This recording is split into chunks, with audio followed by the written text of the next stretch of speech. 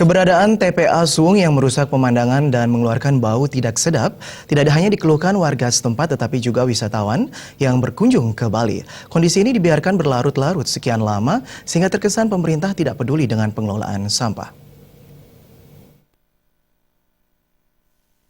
Tokoh masyarakat Agung Ngurah Gede Widiada mengatakan tempat pembuangan akhir Suwung merupakan kawasan yang dekat dengan daerah pariwisata seperti Sanur, Kute, dan Nusa Dua. Ketika wisatawan dari Sanur, Kute, dan Nusa Dua melintasi jalan raya sekitar kawasan Suwung, mereka kerap menanyakan dan mengeluhkan tumpukan sampah yang menggunung dan berbau tidak sedap dari TPA Suwung. Banyak di antara wisatawan yang biasa berlibur ke Bali menyatakan kondisi ini sudah berlangsung dalam kurun waktu yang cukup lama. Hal ini menimbulkan kesan kurang pedulinya pemerintah terhadap pengelolaan sampah, khususnya sampah plastik yang sangat berbahaya bagi lingkungan. Pusat pariwisata Bali ini kan di wilayah Kota Denpasar dan Badung.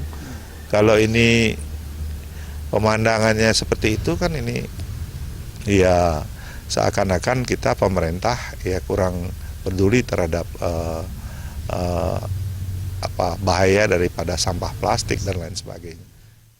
Agar masalah sampah ini tidak berlarut-larut, sampah di TPA Suwung seharusnya segera mendapat penanganan yang maksimal dari pemerintah setempat. Sebagai daerah tujuan wisata internasional, selain keamanan, Bali membutuhkan lingkungan yang bersih dan nyaman. Suparyana dan Indra